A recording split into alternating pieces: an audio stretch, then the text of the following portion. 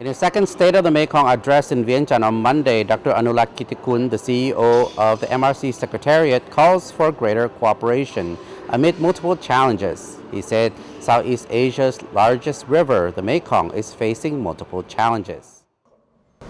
Addressing his second State of the Mekong, Dr. Anoulack Kittikoun, the CEO of the MRC Secretariat, told hundreds of experts, diplomats, and Mekong University students attending the 4th MRC Summit, an international conference hosted by Laos and taking place in Vientiane from April 2nd to 5th. Amid alarming trends facing the Mekong, the top executive of the Mekong River Commission, or MRC, has called for more effective cooperation and urgent action to ensure sustainable development of the mighty river. In your respective roles and interests, to complement our efforts.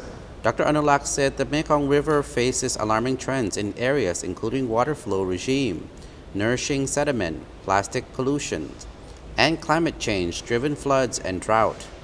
As well as poverty.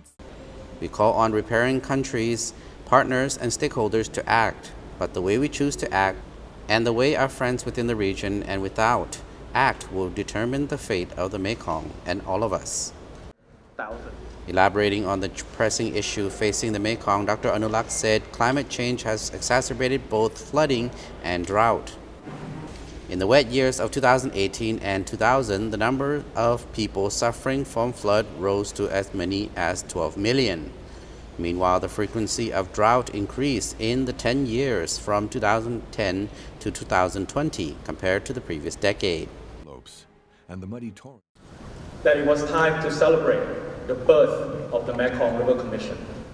Dr. Anoulak recalled his warning issued a year ago about the 4 straight years of low flow that had created an unprecedented challenge for the river and the vulnerable fishing and farming families who rely upon it. Regarding plastic pollution, the Mekong is already estimated to pour into the world's ocean the 10th largest amount of plastic debris, amounting to 17.4 to 101 tons every day. His mother wants him to have a better. Also a time to reflect deeply.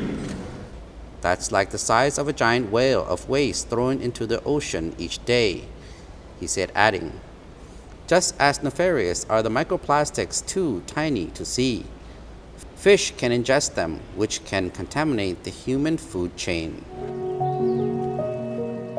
However, Dr. Anoulak assured meeting participants that water quality along the Mekong mainstream remains good or excellent in most places.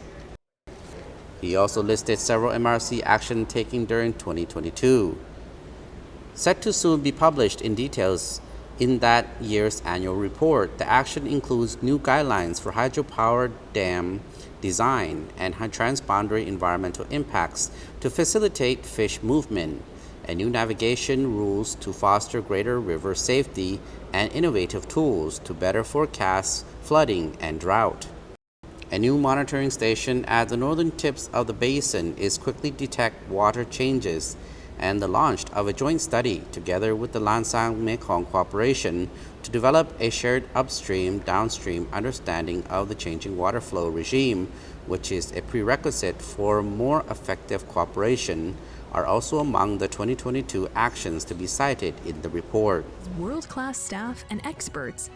The 2-day international conference, which ended on Monday, was a lead-up to the ministerial meeting scheduled on Tuesday and MRC Summit on Wednesday, which the leaders of MRC members, Cambodia, Laos, Thailand, and Vietnam will attend.